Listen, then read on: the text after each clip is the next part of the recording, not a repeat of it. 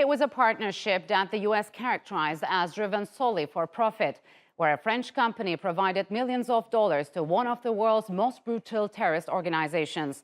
Now, cement giant Lafarge is paying the price for that collaboration it worked hard to keep secret. $780 million. That's how much the French company was fined after it accepted a criminal plea agreement with the U.S. Justice Department. In France, Lafarge is also facing criminal charges of complying with crimes against humanity. The French company owned and operated the $680 million Jalabiyeh plant in northern Syria.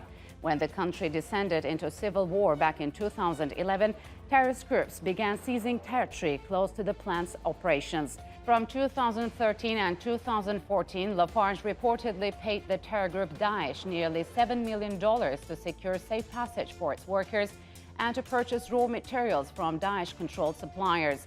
The cement giant was involved in what has been described as a revenue-sharing agreement that reportedly netted Lafarge an additional $70 million.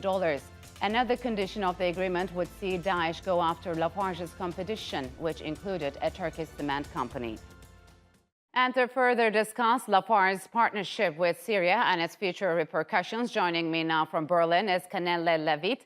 She is the co-director of business and human rights at the European Center for Constitutional and Human Rights. And Navar Shaban, he is a researcher at Omran Center, joining me from Istanbul. A warm welcome to you both, and thanks for joining me on Straight Talk. Canelle, French cement company Lafarge has pleaded guilty to paying millions of dollars to the Daesh terror group. How significant is this? Oh, it has a huge significance. It's a very strong signal for multinational companies, telling them that they can face extremely heavy regulatory responses and financial fines, when they commit illegal acts, including through their subsidiaries.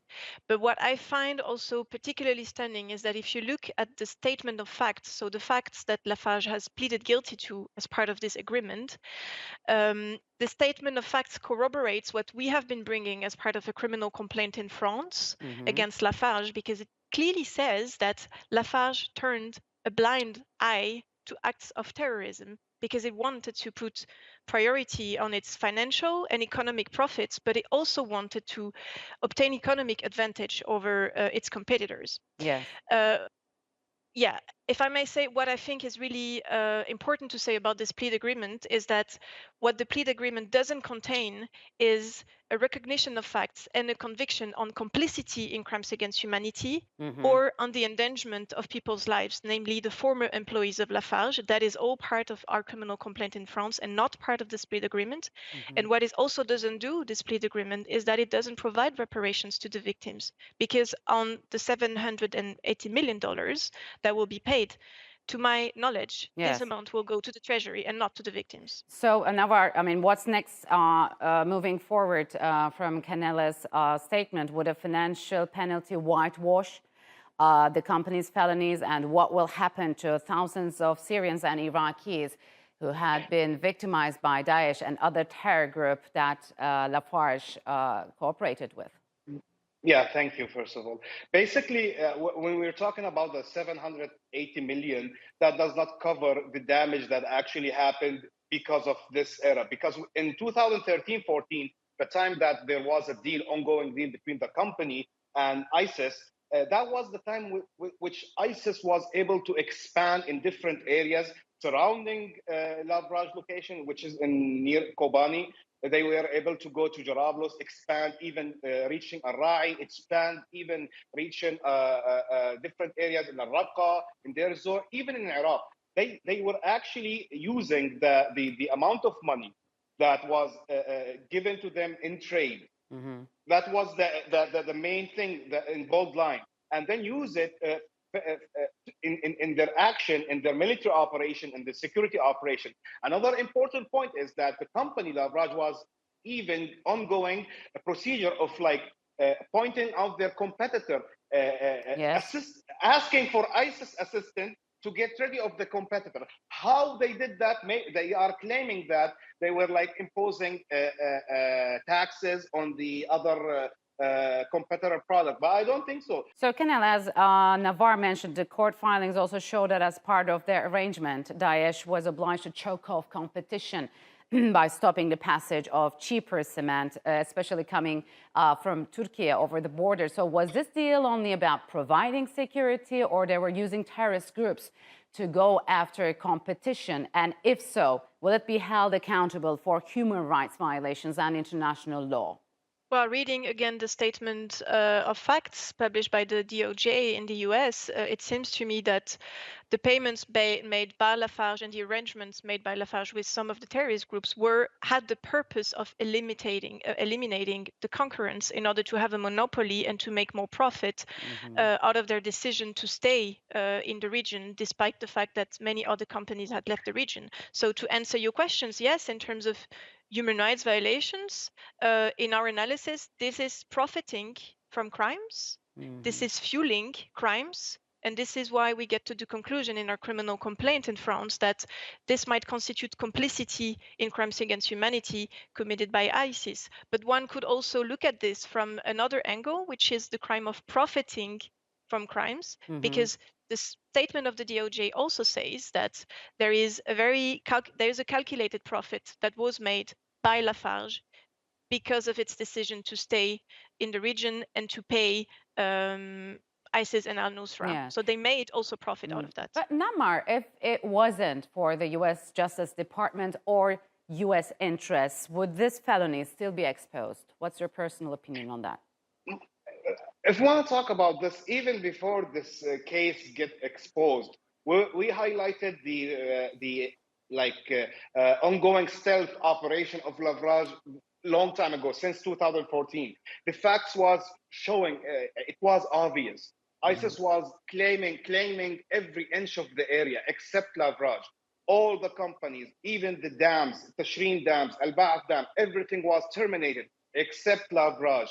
The other gas field in different areas terminated except Lafarge. So everything was pointing out that there is an ongoing thing happening in Lafarge.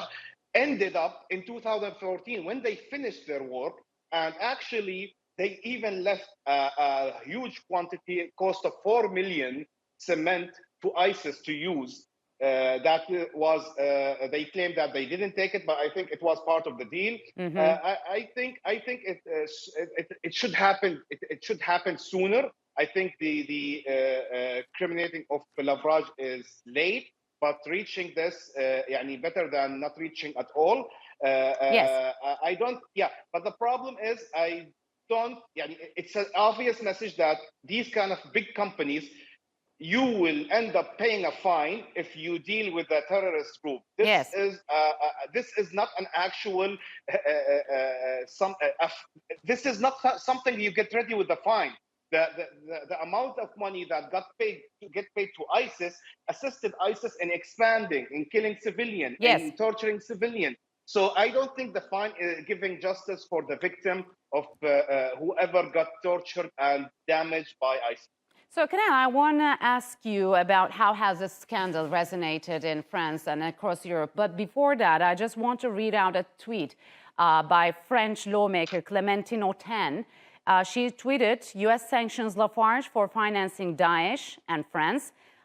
We have challenged the government so many times in vain. Silence and inaction are culpable, and we don't hear from those who give Republican lessons. So how are other politicians reacting to this scandal, and is it getting, you think, enough coverage across Europe? Well, in my opinion, it's getting very important coverage in Europe. I haven't seen widespread reactions from other politicians in France. You might remember, but there were also at some point hearings and investigation looking at former members of the French government and whether or not the French embassy was aware that Lafarge was taking the decision to stay in Syria at that time. So I am not sure that politicians in France are in a very comfortable position now to comment on this plea agreement, because at least in my opinion, all the light has not been made yet on whether or not the French government also might carry a responsibility in what happened in Syria and Lafarge. So, Navar, talk to us about the double standard here, where Turkey has often been criticized by France by not doing enough to fight Daesh. The double standard, it's written everywhere. I went back to old statement talking about how Turkey allowed, for example, some ISIS fighter to smuggle themselves from Turkey to Syria or to Iraq, smuggle themselves. Turkey was accused of allowing them smuggle, not helping them go to Syria or to Iraq. Just by not catching them, that was a crime against Turkey, or that accusation about Turkey to Turkey. But on the other hand, we know that there is a company who is a very big company working in Syria during 2013-14. This did not raise any red flags how this company is operating in this area with ISIS 1 km away from them, where ISIS missile go above them and they don't even scratch the wall of it. So the idea is, and I do believe that the French, I cannot accuse anyone, but I think this is not a small thing to be heading. Yes. This is something big. I think all that evidence was showing from 2013. So I think the investigation should expand to include officials and to understand how actually things happen. All right, Canele and Navar, unfortunately, we'll have to wrap it up here. Thank you very much for joining me on Straight Talk.